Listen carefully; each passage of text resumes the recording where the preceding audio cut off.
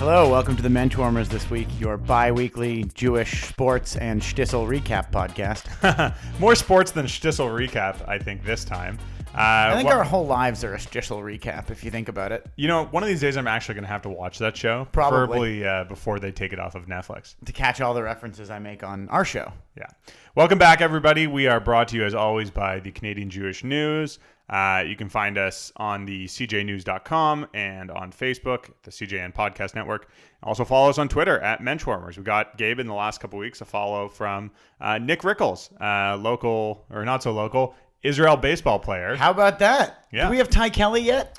I don't think he's a follow back. We followed him. So Ty Kelly, if you're listening to this, or anyone else from the Israel baseball team, tell Ty to follow us. Nick, if you're listening, please show everyone. Do we ever figure out if Nick Rickles was related to Don? I looked at that. PE is not, as far as I can tell. So common enough. But he does insult the players while he's catching. I hope so. That would be great. Yeah. He's out roasting there. Exactly. I assume most of the the Israel baseball team's tough because when the pitcher shakes off the catcher, it's hard to tell if he's being sarcastic or not.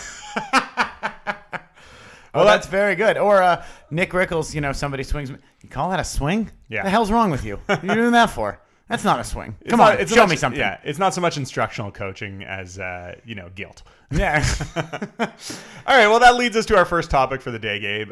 We're taping this on Monday, September 23rd. Okay, wait. I got one more. Okay. Pitcher doesn't necessarily shake off the catcher. Catcher says fastball one. Instead of shaking his head, he goes, eh. Yeah, that. We should have left that one on the table. We're here. We're playing the volume game tonight. Yeah, I guess so. Just spray the jokes and exactly hit to all fields on these jokes. That's right. Well, let's get into it, including the not funny ones. It's Monday, September 23rd, and we are less than 1 year away now from the Israeli baseball team being in the Olympics, Gabe. Happy birthday to Jewish NBA owner Mark Lazary on the day we're recording this, owner of the Milwaukee Bucks. Cool. A real miracle happened. Tell me about the great miracle that happened there. So I'm going to tell the good part first, which is that Israel won the qualification to play baseball in the 2020 Tokyo Summer Games. Here's where we came from. So listeners of our podcast, Jewish sports fans everywhere, are pretty familiar with Israel's run in the 2017 World Baseball Classic. In that run, they made it to the quarterfinals. They made it at the group stage. They beat the Netherlands. They beat Japan and South Korea, or Chinese Taipei. Yep. And then I believe they almost beat Cuba. Came very close to beating Cuba. So they had this amazing run. Nobody expected much of them. It was a team mostly comprised of Jewish Americans, a few Jewish Canadians, a few Israelis. The World Baseball Classic rules are that you don't have to be a citizen of the country, but you need to be eligible for citizenship, which of course all Jews are. So the World Baseball Classic results are important for making it to the next World Baseball Classic, which I recently realized this. Rob Manfred recently said that they're committed to a World Baseball Classic in 2021. Oh, wow. So 2 years away. 2 years away. So Israel will definitely be back in the World Baseball Classic. Yep. But the World Baseball Classic standings had no correlation to the European Baseball Championship or to Olympic qualifying. Right. So they're entirely separate WBO, WBC organizations. Different organizations. So Israel had not qualified for the previous European Baseball Championship. Mm-hmm. The 10 teams that had, I believe, featured in the 2016 European Championship, the last time it was held, automatically made it. So they needed 2 more teams for a 12-team tournament. Mm-hmm. So Israel was in a 14-team B-pool tournament. And the 2 top of those would enter their way into this one. Yeah, they were the winner of the Blagoevgrad group. And then they had to beat Lithuania in a playoff series to get the last spot because Austria came out of the other group. How many baseball fields are there in Blagoevgrad? Honestly, the countries that they had to beat to make it out of this group are just like, I don't want to insult the Serbian or Bulgarian national baseball teams, but it's just like, I sort of picture three American kids who played through college on a dirt field in Plovdiv somewhere. Who have, maybe they have a Bulgarian grandfather or something like that and can play for the team. And the rest is just like, some guy who's sort of athletic and he saw baseball on TV a couple times. Right. Maybe he's, working as a plumber or some sort of field with his arms, so he's still got good bat speed. I mean, even the teams that were in the European Championship, none of them are, a lot of them are from countries I wouldn't consider baseball powerhouses, but Italy and the Netherlands have always been the 2 strongest European teams. Netherlands in part because of its it's Caribbean colonization. Exactly. So it's Caribbean players from Curacao and Aruba who are from traditional baseball countries. Antilles. But I don't know that Antigua. I don't know that the Antilles players played so much in the European Championship, but they definitely played for Netherlands on the world stage. But Jerks and Profar, Andrew Jones, these are former MLB All-Stars. Yeah. Italy, I think, has a little bit of tradition of from the American occupation during the war, and then Italian-American players who play on the team as well. There's actually a Dutch-Jewish baseball connection. Jerks and Profar blows the Jerks and Shofar. Right. And not literally. that's a rhyme. He's not literally. Jewish. No, he's not Jewish, but his name rhymes with Shofar. Good name for a fantasy baseball team if anyone wants it. Jerks and Shofar. It's yours. You can have it. Yeah. We didn't come up with it. We might not have come up with mentions either, but that's a topic for another podcast. I thought that was me. Okay. We were eating soup. We were talking about it. We did it. So Israel qualifies for the European Baseball Championship, which was going to happen in Germany.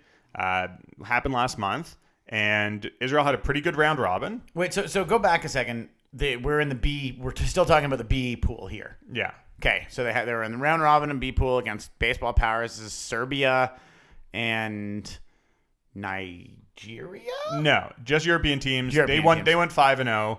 Okay. They got a chance to win a playoff series against Lithuania. They crushed Lithuania. So they were really the best team coming out of that. Yep. And part of it was the momentum and the sort of team building that they had done from the World Baseball Classic. There were similar players on that team who joined Israel to make it out of the Pool B. Ty Kelly specifically being one of them, yes? I believe so, yes. So they made it to the European Baseball Championship. The 12-team tournament starts with a round robin. Israel did very, very well in the round robin. They went 4-1. They beat, again, not powerhouses here, but they beat the Czech Republic and Sweden. They beat Germany. Czechia now? Apparently, no one's actually calling it that. Okay. I think it sounds too similar to Chechnya. And it's like, what's Czechia? Yeah, I think people are still saying Czech Republic. Okay. They tried and failed. They tried and failed. So Israel beat Germany. They beat Great Britain, but they lost to the Netherlands in the round robin. So they were the number 2 seed, but they beat France in the quarterfinals of the tournament before ultimately losing to Italy in the semifinals. Now, They lost to Italy in the semifinals. They lost to Italy in the semifinals. They lost 7-6. It was a very hard-fought game. Italy ended up losing in the finals. But they ended up as the 4th place team. They then lost the third, 4th place game against Spain. Mm-hmm. But they were the 4th place team. And for the purpose of qualifying for the Olympics, the top 5 teams in Europe in the European Championship got to go on to the Olympic qualifier. It was called the Joint Europe-Africa Olympic Qualification. Oh, of course, the JEAOC. Yeah. The JEOC. Right. So South Africa had qualified for that tournament by virtue of winning the African qualifying championship, and the rules were basically that the team that came out of this got to go to the Olympics. So Israel had a pretty strong start. They won their opening game against South Africa, I believe. Sorry, their first game against Spain, they won 3-0. Yep. And then they crushed the Netherlands 8-1. So that was a huge game. So the Netherlands have been, again, one of the powerhouses. So they won the European tournament. And they had just come off their European tournament run. Very successful. They beat the Netherlands, and then they beat Italy, the team that was the runner-up. They beat them 8-2. So they're 3-0 and in control of their destiny. And then in their penultimate game, they lost to the Czech Republic 7-4. That was on the 21st, on Saturday. They lost to the Czech Republic 7-4. They couldn't pull it off, but they really had one more chance, because if they went 4-1, they would have the tiebreaker over the Netherlands, which is the only other 4-1 team. There's no playoffs to this. It's just the best team. So yesterday, again, in the little baseball stadium, Nino Cavelli Stadium in Parma, which, again, it's like Parma. You see some of these things, and it's like it doesn't look like anyone's used them before. There was apparently 225 people in attendance, and the most that anyone, the largest attendance for any of these games are like a couple thousand. Not huge stadiums, but they crushed South Africa. Wow. 11-1 in 8 innings. Mercy ruled them. They couldn't lose in 9 because they had built up a 10-run lead. And because of that, they won the Africa-Europe qualifying tournament, and they're in the Olympics. And the most amazing thing, I think, about all of this is that, first of all, the Olympic rules are different from the World Baseball Classic rules. So we said before that you had to be at least eligible for citizenship. Yeah. The Olympic rules are you have to be a citizen. So everyone on that team now is a citizen of Israel. They weren't all born there, obviously. Yep, but they were given, they went through the paperwork, they did the process. Yeah. They're now citizens. And so Danny Valencia, who, Cuban Jew. Cuban-American Jew, Yep. is now a citizen of Israel, and he had 3 home runs in the Africa-Europe qualifying He's tournament. allowed to eat a Cuban sandwich. That's a good question. I think you'd have to check with his rabbi, but I think the answer is no by kashrut rules, obviously. Yeah, of course. But is there some sort of like cultural exception? That's a good question. I mean, I still think the answer is no, because I think that would allow way too many Jews to eat way too much pork for cultural reasons. But there's Talmudic, halakhic laws, so and forth, where like, if it's a life and death situation, or you have to, be polite to your hosts, or it's to close a deal. This is true. This is in the halakha. You are allowed to break rules of kashrut. Well, if any of those situations ever applied to eating a Cuban sandwich, then I guess maybe he'd get an exemption. But it seems unlikely. He's a Cuban man. Yeah. Although I guess there's Canadian bacon. I think he was born in the States. That's true. So, But I mean, if we're not allowed to eat Canadian bacon, exactly. he probably isn't allowed to eat a Cuban Just because you're down at St. Lawrence Market doesn't mean you get a life or death exemption. That's right. But yeah, Danny Valencia had 3 home runs in that 5-game tournament. I think he hit 500. The team played great. Hit the cover off the ball. And I think one of the other, the exciting thing is that they're going to a tournament in Tokyo, or I think it's the Olympics are in Tokyo. I'm not sure where all the games are being played. Tokyo Dome? Probably the Tokyo Dome. Maybe a couple of 6-star games coming out of there? Yeah, maybe a few other stadiums. But they're playing in the Olympics, in which there's 6 teams, right? That's it. So who are the 6 teams? Do we know? The only other team that's qualified is Japan as the host. There's 2 teams, in all likelihood, who are going to come out of the it's called like the top 12 tournament. I can't remember exactly what it's called, but it's like most of the best teams in the world. In all likelihood, it'll be... That's 6. So like... Yeah, in all likelihood, it'll be Cuba and the U.S. You're right. And then there's a few other ways to qualify, but in all likelihood, another Caribbean team or North American team, and then possibly another Asian team. It could be Taiwan or South Korea. So just to get this straight, out of Korea... So let's go with this. Out of Korea, the U.S., Cuba, the Dominican Republic, Venezuela, Mexico, Canada, and what would be the 8th? Panama? Panama, sure. That's 8 teams, only 4 of which will make it. Oh, yeah. There's some good teams that aren't going to have a chance. I mean, even the Netherlands. And Israel. Israel's got a chance to medal, too. So that's exactly right. I mean, they will not be the favorite coming into the tournament. But on the other hand, they do have a year to assemble a team. Yeah.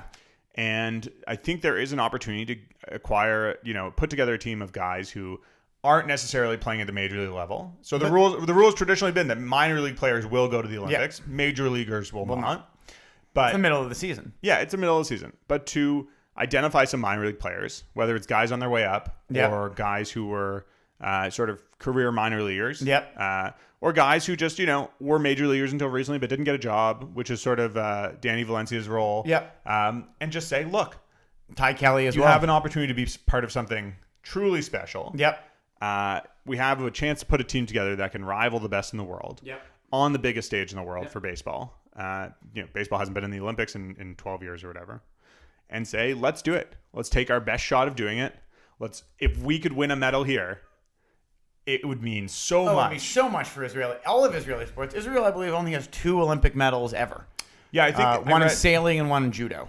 I think it might be it might be more than that, but it's worth looking up. But I did read that this is their first entrant to a team sport competition in a very long time. The last time was like 68 in soccer or something like that. But that in having a team there, it's been ages. So again, it's a 6-team tournament. So they have 9 medals. 9 medals career. I was wrong. Israel. However, 3 of them are in sailing, 5 of them are in judo, and 1 of them is in canoeing. Okay. So the first Israeli medalist was a silver Yael Arad, who won in judo, the women's middleweight in Barcelona. Okay. And the most recent, the only gold ever, was by Israeli sailing legend Gal Fridman. Okay. Who he's won several Olympic medals in sailing.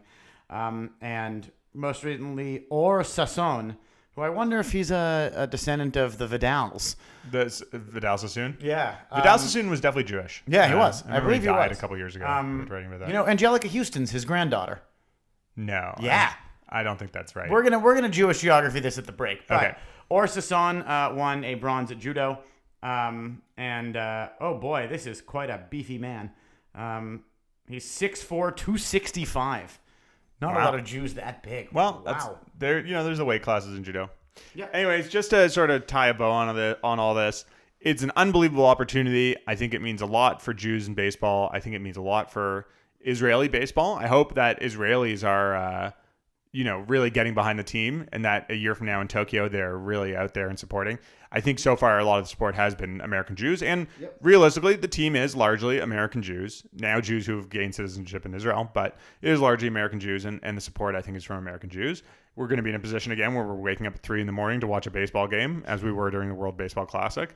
But, I mean, I couldn't support anything more. It's my favorite sport. It's the sport that's been most connected to Judaism, I think, for its profession, for its life as a professional sport. I think it's a sport that a lot of Jews have connection with, and it's just amazing to see this Israeli team that has come from basically nothing. Had to qualify for the World Baseball Classic and just barely made it in. They had to qualify for this European tournament to qualify in the first place. Had to beat a bunch of Lithuanians to make it in. Okay, maybe they didn't put up such a fight, but still, they had to keep putting the team together, keep fighting. And here we are. They're in the Olympics. The impossible has happened. And, we want to see how far they can go. A medal is a possibility. They only have to win a couple games. They've proven before that they can beat the best teams in the world. They can put a team together that can challenge the best. And they can beat the best teams in the world that have their MLB All-Stars. Well, they won't have their MLB. But I mean, they won't this time. They did it. That's right. They did it at the World Baseball Classic. So, unfortunately, this has been set up in a way that disproportionately favors Japan. I mean, the Olympics are in the middle of summer, but the Japanese professionals are going to get time off to play. So, yep. Oh, that's so really. Yeah. So this has all been set up. The reason why it's only 6 teams is so that Japan is guaranteed to win. So the NPB is pausing for this tournament? I believe that's correct. If they normally play during that time, I think they do. Interesting. They'll be pausing for the tournament so that the best player or the best players will simply be allowed to leave so that they could play for their home country. Go play. Yeah, the whole thing is a little rigged for Japan, and not the first time that Japan has done screwy things to guarantee themselves Olympic victories. I was worried other non-Olympic victories. No, they've been a totally corrupt sports organization. Oh yeah, that 1967 ramen competition in Eastern Plovdiv. Look, you can look it up. There's this biking sport, Keirin, that's only popular. It's only popular in Japan. Keirin. Yeah. I know. Yeah. Oh yeah. Yeah. So, anyways, enough about that and our politics on Japanese sports inclusion. But some people believe that Kenny Omega's victory over Kazuchika Okada at Wrestle Kingdom of last year was indeed predetermined. Wow. Some people believe that, and that's Japanese sports for you. Yeah. So, Nes Gadol Hayasham, it was a big miracle. It happened there in Parma of all places. And we can't wait to see what happens with the Israeli baseball team. Keep filling you in on any developments that go on and as the team gets put together for next year. And just in case you're listening, before the tournament, Jonathan Mayo, we'd love to have you back on to chat about some of the prospects, the MLB prospects that'll be playing for the team. Yeah. This is not the last of our Israeli baseball content, and we'll keep you guys updated. Absolutely. For now, we'll just take a quick break, and we'll come back with some more stories about Jews and sports. So I looked up, I was wrong about 5 minutes ago that Angelica Houston was related to Vidal Sassoon. They have no familiar relationship. But in this, if we want to talk about some He might have cut her hair one time. He might have cut her hair one time. I don't know if that makes them family.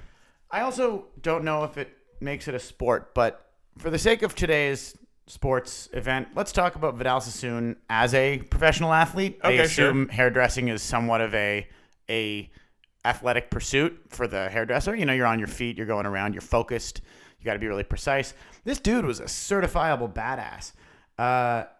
Born in extreme poverty in London. Okay. Was a very, very, very successful youth football player. Oh, wow. But started as an apprentice hairdresser sort of during the 1940s, 1930s, where at 17 years old in the East End of London, he would go around between cutting hair looking for fascists to beat up. So he was an outspoken anti-fascist hairdresser during World War II. Well, for good reason, I guess, or I would say it's a good thing that beating up fascists has become less of the athletic endeavor that it once was. I'm thinking it's good in that there's less fascists openly on the street. Yeah, and they also seem to be in less good shape. Yeah, I mean, I think we should keep sharp in our fascist beating up abilities. Yeah, I agree. As responsible Jews. But yes, It's rare that I encounter street fascists that I feel like need a lesson. He was 17, so he wasn't drafted into the British Army, but he joined something called the 43 Group, which was a group of Jewish ex-servicemen around London who went around beating up Nazis. All right, that's something. And then after that, he continued working in Adolf Cohen's salon. Okay. Perhaps one of the last Jews named Adolf, probably. Yeah, exactly. But you wonder if it has to do with Leonard Cohen's song about my father was a dresser of hair. You think that's Adolf Cohen he's talking about? It seems unlikely. Seems unlikely, but anyway. The death of a ladies' man. Yeah. Afterwards, Vidal Sassoon, he went to Israel, joined the Haganah for a while. Okay. Wow. Fought pretty valiantly, and just a quote: "Only 600,000 of us defending the country against 5 armies. Everyone had something to do." Really fits that Jewish Israeli spirit, and then went back and became a successful businessman and hairdresser. So if you ever see a picture of Israeli soldiers during the War of Independence who look like they had a sharp cut, it might have been Vidal Sassoon. We don't know. I mean, I assume when they said, like, so what did you do back in England? He's like, I was a hairdresser. They're like, oh, great, because here are some clippers. Like, make sure everyone's in line. Yeah, that's right. I don't think fashion was their priority. No, but do you think he invented the bob on, like, Shmuley and some kibbutzniks who would let their hair grow long, like Samuel for 20 years. Totally. While fashioning bullets underneath a laundry, he was also cutting hair. Maybe. That's very Zohan, his story, actually. Well, there's our salute to Vidal Sassoon. He passed away a couple years ago, I think. Yep. But, at a ripe old age. So yep. Good for him. Zohan was a hacky sack professional, so that is a sports connection from Vidal Sassoon. Sure. I think we should move on to talk about it. You want to talk about football? A little talk about football. It's fall. It's the first day of fall, apparently. Yeah. Oh, Doesn't feel like it yet. Was it an equinox? It's the 23rd. So I think yesterday might have been the first day. Jewish Druids. It's a big day for the Druids. I don't think they're Jewish Druids, but I mean, all the Jewish holidays are sort of seasonal, right? Right. Like these ones, the high holidays are fall-based. And like, again, there's reasons behind them, but like they are, I think, based on seasonal things. And Passovers and Shavuot are harvest-based, Yep. A lot of religions are really based on sun worship. Yeah, sure. I mean, it's right there in the middle. It's hot. You can see it. What else would you want to worship? Speaking of sun worship, we're going to talk about our podcast and our community's son, Josh Rosen, one of our favorite benchwarmers. The Chosen Rosen. The Chosen Rosen, quarterback of the Miami Dolphins, got his first start of the season this week. It went okay. Okay, not great. Yeah, he didn't throw any interceptions. Very stingy with the ball. We're happy about that. Sure. And similarly, his team lost quite bad, but he performed, I would say, admirably, sort of, for an early game on a terrible team. Yeah, they were playing the Cowboys, who were pretty good. Yep. I'll give you a stat line here. He's 18 for 39 with 200 yards. You sacked 3 times, 3 rushes for 13 yards. They're not giving him the protection he deserves. Yeah, I mean, look, I think that's the big topic here. It's great that he's getting the start. Ryan Fitzpatrick, who is the previous starter, is just, a vet who's thrown interceptions for more NFL teams than anybody else in NFL history. He's not Jewish. Not Jewish. Did go to Harvard, as we talked about before. Quite the intellectual. So maybe he can mentor Rosen on what it means to be, too smart for the football field. But, unfortunately, Rosen's in a situation that's terrible again. Yep. He was in a crappy situation last year in Arizona. And might happen again. He's getting thrown to the wolves. I mean, the Dolphins are, jettisoning everyone. Like a Jewish widow who moves to Florida. They are getting rid of all their possessions. Wow. There you go. Just dispensing of everything they have before they. Yeah. Well, he's moving to Florida. Leave that mortal coil. Yeah. He's recently moved to Florida and found none of his friends are there with him. So maybe he missed the generation. Traditionally, I think you make friends by the pool. Some people from the shtetl. Sure. He's got none of those. Yeah. He's got nothing. They lost Minka. They traded Minka for Fitzpatrick, last year's number 1 pick. They're just leaving him out there to the wolves. So, sort of see what he can do here. Miami's certainly not intending to compete. I mean, they're calling it the fish tank this year because they're trying to lose. Oh, that's clever. The fish tank. The fish tank. They have a winnable game coming up in a couple of weeks against the Redskins. They have Yikes. They have 2 games against the Jets. Washington football team. Your New York Jets are pretty terrible. I mean, someone's got to win one of those games. It's been really fun to watch. Yeah, it's true. Somebody's got to win. But you know what? Nobody. They could tie. They could tie. They could tie. 0-0. That's what I'm predicting. Somehow they both get lost. So keep you guys informed. Chosen Rosen. Check back in a couple weeks. See you. Yep. On the other side, last week we had a guest, Max Winkler, a very successful Hollywood director, including a call-in from his father, which is interesting because this is not a call-in show. No, it's not. That was our first call-in guest, Yeah. impromptu guest from Henry Winkler, But the Fonz, that's right. Zuckerkorn. Mr. Winkler, a very big baseball fan, declared who he thinks the greatest Jewish baseball player in the world right now is, and that's young Astros third baseman and grandson of a famous Major League Baseball lawyer, Alex Bregman. So it's almost the end of the baseball year. Hardware is going to get given out soon, but voting's coming soon. Hardware. The MVP trophy specifically. And here is my medium spice take. I think maybe lessened a little bit because we are a Jewish sports podcast, and I think we know which way our bread is buttered. Too spicy would make our stomachs a little so we got to be somewhat cold here. Alex Bregman should be the MVP of the American League this year. Shocking. Yeah. Why do you say that instead Okay. of the Mike Fish guy? Okay, so Mike Trout is the greatest baseball player on earth. There's no doubt. He has been for the last 8 years or whatever. If you want to look at advanced stats and all that in terms of value, Mike Trout has put up the highest number of wins above replacement, the traditional stat, or the now traditional stat for measuring players on an even keel. However, Mike Trout's been injured the last week and a half. He's shut down for the end of the season. His team, the Los Angeles Angels of Anaheim, are awful and have been for many times. And there's simply no amount of value that he's really brought to them because they are currently a 70-win team. They'll probably end up with 72 or 73 wins. If he made them a 73-win team instead of a 62-win team, it doesn't matter. Right. It's diminishing returns. Yeah. Meanwhile, the Houston Astros are 102-54. They're going to win the AL West for, the third or fourth year in a row. And Bregman's their best player. Yeah. So he's the best player on the best team. Yeah. They're the favorites to win the AL, the American League, along with the Yankees. Like, in all likelihood, they'll face the Yankees in the ALCS. Bregman's by far their best player. He's just a little bit behind Trout in terms of the counting stats and things like that. I'm going to give a business analogy here. Go for it. When you give out corporate awards, so that's my understanding, you don't give them to the best person. Okay. Because that person gets a promotion. Right.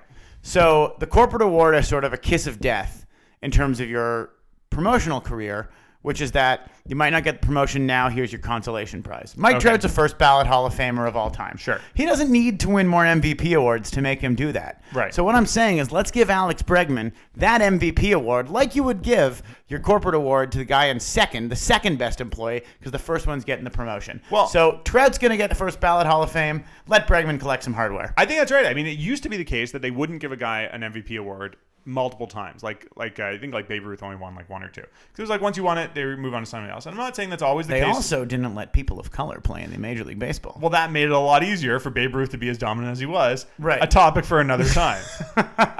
So Bregman hasn't won one. We saw this a few years ago in Toronto where Josh Donaldson led the Jays to a sort of unbelievable second half where they won the division and made the playoffs for the first time in 20-odd years. Mm-hmm. And even though he wasn't technically better than Mike Trout in terms of WAR, he won the MVP because he was like, well, this guy's the best player on one of the best teams. He's done something special. So it's not quite the same with Alex Bregman because he's had like a very, very good year. But, in terms of counting stats right now, we're talking about this with 6 games left for the Astros. He has 39 home runs, 35 doubles, 108 RBIs. Okay, we know these things don't matter as much as they used to. But still, the counting stat... 30 home runs, 100 RBIs, a rocket for an arm. If you don't vote him into the MVP, you don't know what the hell you're doing, baseball. Look, he plays a plus position. His OBP is 419. His OPS now is over 1,000. This is a banner year for one of the league's best players. I think he deserves the MVP. I think that really he should get it because of how much value he has brought to his team. Not saying he's better than Mike Trout, but it doesn't matter. Let's do this. Give it to Bregman. He would be to our understanding, I think the third and a half. Third and a half? Jewish MVP. And that'll lead us into our next classic Jew or not Jew segment here. Previously, we've talked about Hank Greenberg on this podcast before. We've talked about Ryan Braun and his associated Shondas with Jonathan Mayo and amongst the two of us. Sure. But we want to talk about somebody who's specifically named in that famous list of Jews, the every Jewish kid knows every word to Adam Sandler's Hanukkah song. We're talking about Hall of Famer Rod Carew. So Rod Carew, the 18-time All-Star, Panamanian. High-time All-Star. That's true. That is pretty telling. Yeah. Panamanian born, first baseman, second baseman, No, he's from Panama. Yeah, he's from Panama. Wow. But lived most of his life in the States. So we don't have to quiz each other on this because I think we're both pretty well versed on this. Rod Carew, not Jewish. Let's give our readers some context. But he is name checked in the Adam Sandler Hanukkah song. He's a Zonian. I didn't realize that. Okay, so his father was an American who was living in the Panama Canal Zone, and his mother was Panamanian. So he was born in what at the time was part of the Panama Canal Zone, but he moved to the U.S. at age 14. Grew up in Washington Heights, so relatively Jewish. Yeah. A Jewish sort of area of New York. And he was discovered by Minnesota Twin scout Monroe Katz, who I'm going to guess was Jewish. Katz also recommended Rod Carew to another Twin scout, Herb Stein. Yeah, apparently back then the only qualification for being a scout was you had to be Jewish. Or at least have a very Jewish name. Was Branch Rickey Jewish? No, Branch Rickey, he was not Jewish. Yeah. But Leo DeRoche was, who was the manager at the time. Leo DeRoche wasn't Jewish. Leo DeRoche was Jewish. I think he was. All right, you look this up while I continue with the Rod Carew. So there's no... Rod Carew went on to have an excellent career, mostly with the Minnesota Twins. He was the Rookie of the Year. He was elected to 18 consecutive All-Star games. He was the batting champion on four different times, and he won the MVP award in 1977. What he never did, though, is convert to Judaism. So there's some confusion over this, but he never converted to Judaism. His wife is Jewish. His wife is named Marilyn Levy. He was a member of a temple in Santa Ana, California, and their 3 daughters were raised Jewish and bat mitzvah. So he was a member of a temple. He was a member of a temple, but he never formally converted. I don't think he defined himself as Jewish. I think he sort of accepted that he had a Jewish element to him. And I think he always sort of accepted that it was pretty funny and part of his persona, but never would have described himself as Jewish and continues to not be Jewish. But I would say a friend of the tribe, still living in his 70s. I believe he's retired in California now. Yep. So follow up, Leo DeRoche was not Jewish. Apparently quite an anti-Semite, as a matter of fact. Yeah, okay. However, he did marry a Miss Lynn Goldblatt of the Chicago Goldblatts, a prominent Chicago Jewish family. Well, it takes all kinds. It does. Anyways, so our salute to Rod Carew, a friend of the Jews, a member of the 3,000 Hit Club, not a member of the tribe. But we talk about close. him as being Jewish or Jew or not Jew. I'm gonna, I think, disagree with him. He did wear a chai, very famously, Rod Carew, which I think is great. And he has been listed in Jewish. I think once something reaches sort of canonical truth, does it really matter what the history is? This is when the legend's better than the truth, print the legend. Exactly. Okay, fine. I mean, I again, honorary tribesman, married to someone from the tribe. I think he's close enough. Even Neil Diamond called him Jewish in Neil Diamond's cover of the Hanukkah song. Well, he was covering, Adam's. This is how a sort of this is how the legend gets made. This is how the legend gets made. But I guess that's our position here. He is pretty close. We'll call him half, 3.5. We'll give him half. Okay. Yeah, 18-time All-Star. Raised 3 Jewish women. All-star. High-time All-Star. High necklace wearer. Rod Carew. Yeah. Not officially Jewish, but by the standards of this Jewish sports podcast. Yeah. You know something? Jewish enough. Doc Ellis also used to wear a chai. Really? Yeah, as sort of like, I think just sort of maybe like one of those Rastafarian Zionist vibe things. But I think he thought it was like a cool big gold symbol. Louis Armstrong wore one. Really? Yeah, because he was befriended by a Jewish family when he was a kid. They sort of took him in. He said he wore it to remind them of his connection to that family. It's like Colin Powell, speaking Jewish. Yiddish, speaking I Yiddish. Think they call it. Yikes. Yikes. So there's sort of like as we talked about a lot in the boxing podcast, for a lot of black athletes, there's some Jewish connection and sort of successful black people. Sure. I know there has have been. to be. I mean, this seems to be an example of a Jewish black connection. They said that the scout who found him, his son played on the same team as Rod Carew. So that's sort of not surprising for what was at the time probably a pretty mixed neighborhood of Washington Heights, right? Absolutely. If we're talking late 50s or early 60s, right? Yeah. And it's true. And then Washington Heights has been a baseball hotspot for a very long time. A-Rod, Manny Ramirez, both from Washington Heights. Yeah. I guess it's sort of just north of Spanish Harlem, right? I think so. Yeah. Yeah, just once you go north of Columbia before you hit the cloisters. Right. You're right in there. It's like 120th? Yeah, and it faces Yankee Stadium. Okay. So, A-Rod talked about growing up looking at Yankee Stadium. Presumably Rod Carew did the same thing, but he was never a Yankee. No. A twin and an angel. Yeah. That's right. And, like a lot of Jews who hit it big, he moved to Los Angeles. Who would blame him? So we're hoping this year gives us our third and a half Jewish MVP. Yep. That should just about do it for this week's episode of the Benchwarmers. Yeah. Thanks so much for tuning in to our podcast talking about Jews and sports and so much more. The hockey season's coming up. We'll have some good NHL Judaism coverage coming up soon. Looking to build some stories based on that. Talk about the first overall pick from last year, Jack Hughes. Who I guess won't be making his debut this year in all likelihood. No, he will be. He will be. I thought it's usually a year off. Top 3-4 picks usually make the team. Everybody else, they send him back down for conditioning because, whatever the screwy salary cap rules are. Okay. So look forward to that in the coming weeks. Basketball pot preview coming up too. Not a ton of Jewish NBA players right now, but we're getting there. Are there any? We'll talk about that in future podcasts. But there's a few hockey players. Jack Hughes, great example. Yeah. Until then, follow us on Twitter at Menschwarmers. Follow us on Facebook at the CJN Podcast Network. You can get all your information there and updates. Follow us on Twitter. You'll occasionally get our live tweets of an Israel baseball game or our takes on the stories of the day. Try and amplify as many Jewish voices as we can. Yep. So follow us there. And always happy to get your feedback. Got some great feedback on the last couple podcasts. And always happy to hear your notes and try and incorporate those things that you want to hear back into the show. That's right. And please find us on iTunes, Spotify, Stitcher, Podbean, Podcon, Podkicker. Did we do Spotify already? We do Spotify. I said Spotify. Pod. Apple Podcasts? I think that's what iTunes is now. Yeah, Apple Podcasts. There's no iTunes anymore. It's Apple Podcasts. That's true.